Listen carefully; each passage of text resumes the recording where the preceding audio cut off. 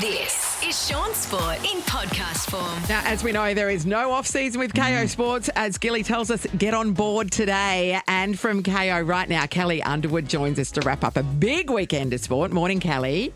Good morning, guys. Hi, Cal. Isn't it amazing that your workplace is found on everyone's iPads? Isn't that great?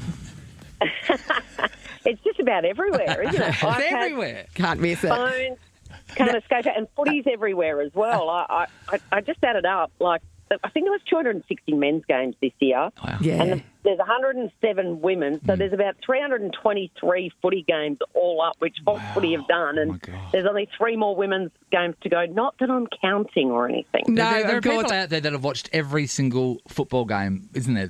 Those people, all 360. Absolutely. Come on. I feel like I've watched every single. I mean, Yeah. I've worked on every single game, but yes, there are people that can't get enough. Absolutely. Bit of devastation yesterday, though, on Saturday with the Dockers AFLW team going down to Adelaide. I tell you what, AFLW in Adelaide is going well because both teams are through to the prelim.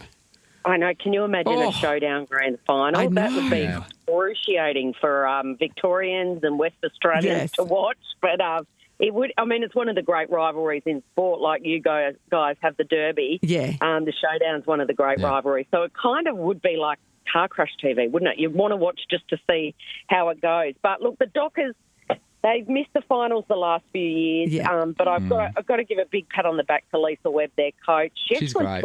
Great story. She played in the competition early days. Yeah. So she's done a great job. They won their first final in the finals week against Essendon, but they were humbled by the powerhouse pros.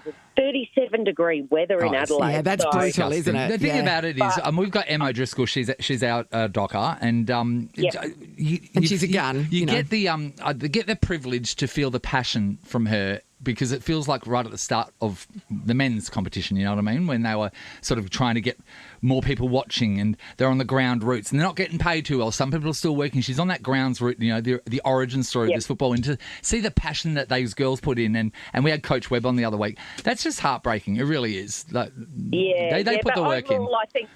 Overall, I think they've done a really good job. And I tell you what, wait out for November 25, so it's the Monday of Grand Final week, is the W Awards. Yes. And I have a sneaking suspicion that a couple of your Dockers might sneak in.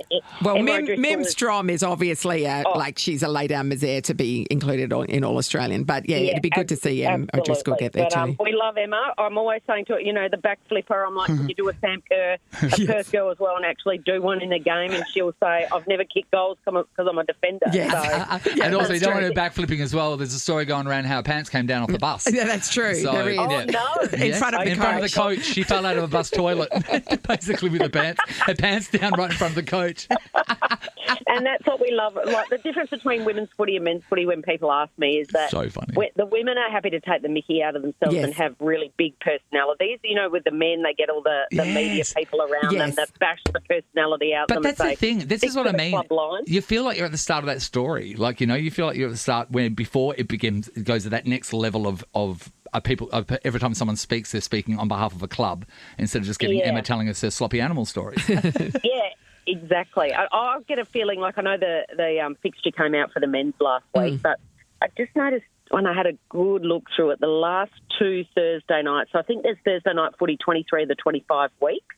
Yeah. The last 2 Thursday nights, there's no men's footy. Oh. And I would love to see a standalone women's game on that Thursday night. Imagine if we watch all season long men's footy on a Thursday night, and then we get to the last 2 rounds, and the women's game comes in and has a standalone on the Thursday night, because their season will start earlier. Yep. It shouldn't be going this long. They keep learning their lessons. So I think it'll start in July and maybe end about this time next year. I love it. We can call it the Ladies of the Night round.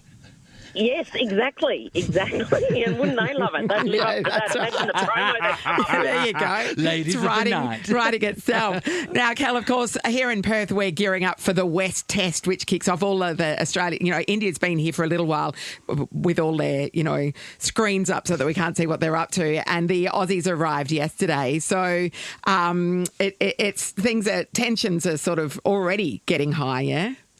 Yeah, they are. The verbal barbs are flying left, right and centre. I know Ricky Ponting had a go at their coach, and he had a crack back. Yeah, and then All he that's missing is cracked them back- weighing in their jocks, isn't it? It's like a boxing match. Ricky Ponting called their coach Prick Lee. Yes, He's a prickly little fella. Oh, yeah. that's good. So, look, how exciting for you guys. Perth, the centre of the cricket universe this week. It's just awesome, and great history between these two sides. So they played in India last year, and they beat Australia 2-1 to retain the trophy. But remember, they won here in India back in 2020, 2021, one of the great test series. It was. Australia lost that final test at the Gabba, where Australia hadn't lost a test since 1988. So the Aussies will be fired up for this one because I think India struggled a little bit. three. You know, they just lost a test series on home soil, which, you know, that never happens.